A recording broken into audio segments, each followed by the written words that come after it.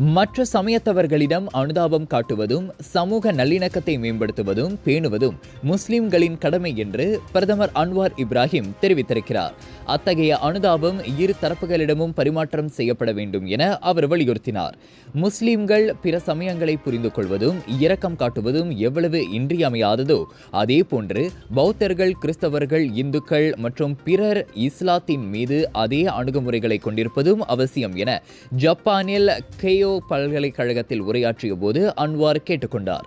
சமூகங்களை பிளவுபடுத்தும் மற்றும் அமைதியை சீர்குலைக்க அச்சுறுத்தும் வளர்ந்து வரும் இருட்டடிப்பு, சமய தீவிரவாதம் மற்றும் சகிப்புத்தன்மைக்கு எதிரான பல்வேறு சமயங்கள் மற்றும் பின்னணியில் உள்ள மக்களிடையே மேலும் வெளிப்படையான உரையாடலுக்கு அவர் அழைப்பு விடுத்தார்.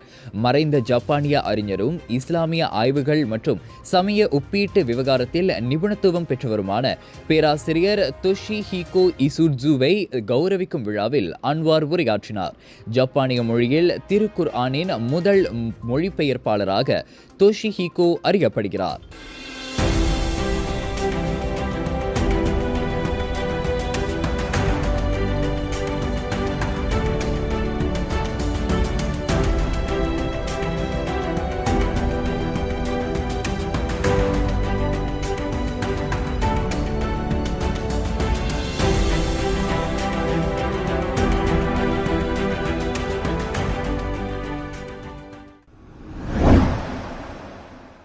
பிப்ரவரி மாதம் கூட்டரசு நீதிமன்றம் ரத்து செய்த கிளாந்தான் ஷரியா கிரிமினல் குற்றங்களின் 16 விதிமுறைகளை மீண்டும் அறிமுகப்படுத்தும் ஆலோசனையை சமய விவகார அமைச்சு மறுபரிசீலிக்கும். இது தொடர்பாக கிளாந்தானில் அமைக்கப்பட்ட சிறப்பு குழுவின் அறிக்கைக்காக அமைச்சு காத்திருப்பதாக துணை அமைச்சர் டாக்டர் ஜுல்கிஃப்லி ஹசான் தெரிவித்திருக்கிறார். அந்த ஆலோசனைகளின் முழுமையான அறிக்கை கிடைத்த பிறகு அதனை நாங்கள் மறு ஆய்வு செய்வோம். இஸ்லாமிய சமய விவகாரங்கள் மற்றும் ஆட்சியாளர் மாநாட்டின் தேசிய மன்றத்தில் தெரிவிக்கப்படுவதற்கு முன் அந்த ஆலோசனைகள் குறித்து ஆராயப்படும் என ஜுல்கிஃப்லி கூறினார்.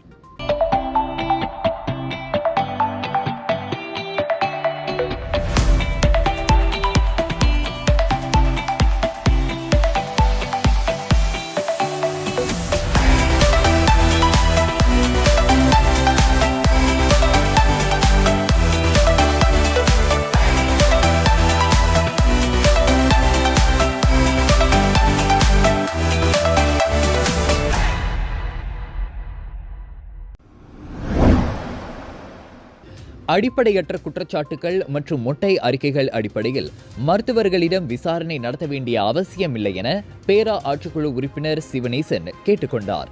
ஒருவருக்கு எதிராக முன்வைக்கும் குற்றச்சாட்டுகளில் ஆதாரங்கள் இருக்க வேண்டும். முறையான புகார்கள் இன்றி அவர்களுக்கு எதிராக எவ்வாறு நடவடிக்கை எடுப்பது என்று அவர் கேள்வி எழுப்பினார். ஈப்போவில் துங்கு பைனோன் மருத்துவமனையில் பணிபுரிகின்ற 6 மருத்துவர்களுக்கு எதிராக பாலியல் மற்றும் தொல்லை கொடுத்துள்ளதாக மொட்டை அறிக்கைகள் வெளியாகின. அது தொடர்பாக தக்க ஆதாரங்கள் இன்றி, புகார்தாரர்கள் இன்றி எந்த அடிப்படையில் நடவடிக்கை எடுப்பது என அவர் கேள்வி எழுப்பினார். உடனடியாக சுகாதார அமைச்சு அதை விசாரிக்கணும் அப்படின்னு சொல்லியிருந்தாங்க. அன்றும் சரி இன்றும் சரி அதற்கு நான் என்றுமே ஒப்புதல் வழங்கலை. ஏன்னா அது விசாரணை ஒன்று, தண்டனை மற்றொன்று. இது விசாரணை போர்வையில் ஒரு தண்டனை மாதிரி எனக்கு பட்டுச்சு. அவங்க போய் போலீஸில் புகார் செய்யலாம், போலீஸ் இன்வெஸ்டிகேஷன் பண்ணுவாங்க. இந்த நபர் போலீஸ் புகாரம் செய்யலை, ஒன்றும் செய்யலை. இந்த மொட்டை கடிதாசியை அனுப்பிட்டு அது மேலே அந்த டாக்டருக்கு எதிராக விசாரணை செய்ய போகிறோன்னா அது உலகம் முழுவதும் தெரிஞ்சிருச்சு. இவர் தான் இந்த டாக்டர், பேரையும் சொல்லிட்டாங்க. ஆனால் அவர் ஒரு அப்பாவி. கடைசியில் அவர் தான் போய் போலீஸ் புகார் செஞ்சார். ஆக இந்த மாதிரி மொட்டை கடிதாசியை வச்சுக்கிட்டு ஒரு மருத்துவர் மேலே விசாரணை செய்யணும் சொல்கிறத நான் ஏற்றுக்க மாட்டேன். என்றுமே அந்த மாதிரி செய்யக்கூடாது. அது சட்டத்துக்கு புறம்பானது. இது போன்று வெளிவரும் மொட்டை அறிக்கைகளை மையமாக வைத்து நடவடிக்கை எடுக்க வேண்டிய அவசியம் இல்லை என்று சுகாதார அமைச்சிடமும் வலியுறுத்தியுள்ளதாக சுங்காய் சட்டமன்ற உறுப்பினருமான சிவனேசன் அச்சலிங்கம் கேட்டுக்கொண்டார். உண்மையில் குற்றங்கள் புரியும் மருத்துவர்களுக்கு எதிராக நடவடிக்கை எடுப்பது அவசியம். அதற்கு ஆதாரங்கள் தேவை என அவர் நினைவுறுத்தினார். நேற்று ஈப்போவில் உள்ள கிரீன் டவுன் மருத்துவமனையில் HIV மற்றும் எய்ட்ஸ் நோய் தடுப்பு விழிப்புணர்வு நினைவு கூறும் நாளை முன்னிட்டு நடத்தப்பட்ட நிகழ்வுக்கு வருகை அளித்த பின்னர் சிவனேசன் அச்சலிங்கம் இவ்வாறு செய்தியாளர்களிடம் கூறினார். பேராவில் HIV மற்றும் எய்ட்ஸ் நோய் பரவுவதை தடுக்க தொடர்ந்து சுகாதார அமைச்சு நடவடிக்கை எடுத்து வருவதாகவும் கடந்த காலங்களுடன் ஒப்பிடும்போது அதன் எண்ணிக்கை குறைந்துள்ளது என்று அவர் கூறினார். UITM எனப்படும் மாரா தொழில்நுட்ப பல்கலைக்கழகம் இன ஒதுக்கல் கொள்கையை அமல்படுத்தி வருவதாக கட்டுரையாளர் ஆண்ட்ரூ சியா குறிப்பிட்டது தொடர்பில் அவருக்கு எதிராக நேற்று மாலை 6 மணி வரை 14 போலீஸ் புகார்கள் பெறப்பட்டுள்ளன. விசாரணைக்கு உதவும் பொருட்டு அந்த கட்டுரையை எழுதியவர் குறித்த தகவல்களை தெரிவிக்கும்படி MCMC எனப்படும் தொடர்பு மலேசிய பல்லுலக தொடர்பு ஆணையத்திடம் கேட்டுக்கொள்ளப்பட்டிருப்பதாக போலீஸ் படைத்தலைவர் தன்ஸ்ரீ ரசருடின் ஹுசேன் தெரிவித்திருக்கிறார்.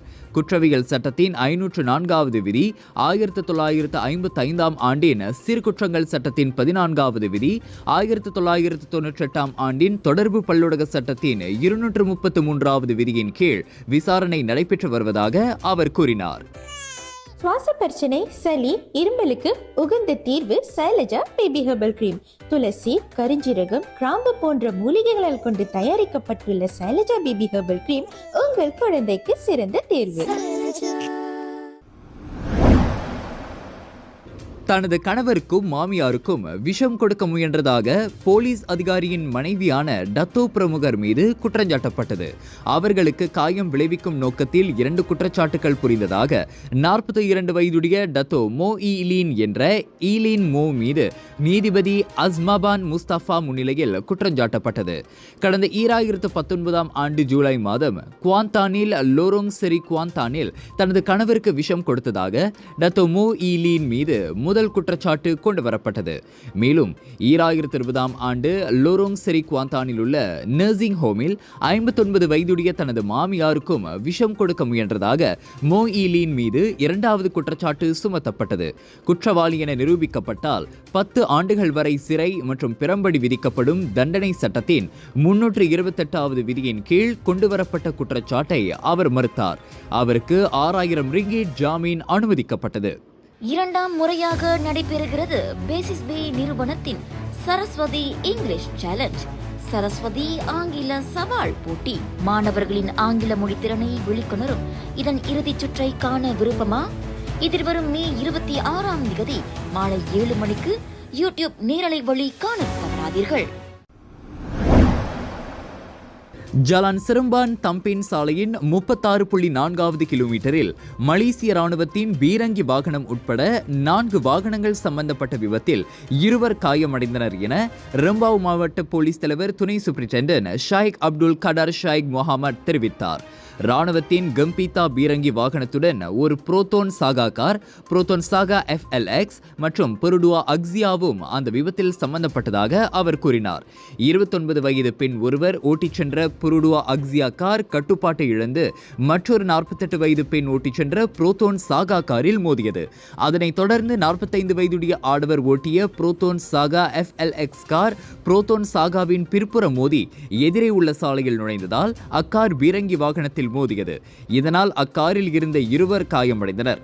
அவர்கள் இருவரும் ரம்பாவ் மருத்துவமனைக்கு கொண்டு செல்லப்பட்டதாக ஷாயிக் அப்துல் கடார் தெரிவித்தார்.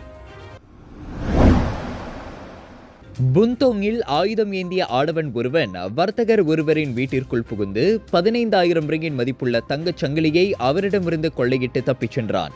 ஜாலான் கோல் ஸ்ட்ரீமில் அதிகாலை மணி 2:55 அளவில் இந்த கொள்ளைச் சம்பவம் நடந்ததாக ஈப்போ OCPD துணை கமிஷனர் அபங் ஜைனால் அபிடின் அபங் அஹமத் தெரிவித்தார். வெள்ளை நிற சேடான் காரை ஓட்டி வந்த அந்த சந்தேக பேர் வழி கையில் பாராங்கத்தியுடன் அந்த வர்த்தகரை துரத்திச் சென்ற பின் அவரது சங்கிலியை பறித்துள்ளான். தலையில் தொப்பி மற்றும் முகக்கவரி அணிந்திருந்த அந்த சந்தேக பேர் வழி அந்த வர்த்தகரிடம் கொள்ளையிட்ட சம்பவம் குறித்த காணொளி ஒன்று டாப் நியூஸ் முகநூலில் பதிவிடப்பட்டதை தொடர்ந்து அபாங் அஹ்மத் இது தொடர்பான அறிக்கையை வெளியிட்டார். அந்த சந்தேக நபர் முதலில் அந்த வர்த்தகரின் வீட்டை கடந்து சென்றுள்ளான். பின்னர் தனது காரை பின்னால் நகர்த்தி அவ்வீட்டின் நுழைவாயிலுக்கு முன்னதாக நிறுத்துவதையும் 5 நிமிடம் 34 வினாடிகளை கொண்ட அந்த காணொளியில் காண முடிந்தது. மேலும் தங்கச் சங்கிலியை அபகரித்த பின் அந்த கொள்ளையன் தனது காரில் ஏறி அங்கிருந்து தப்பிச் சென்றான்.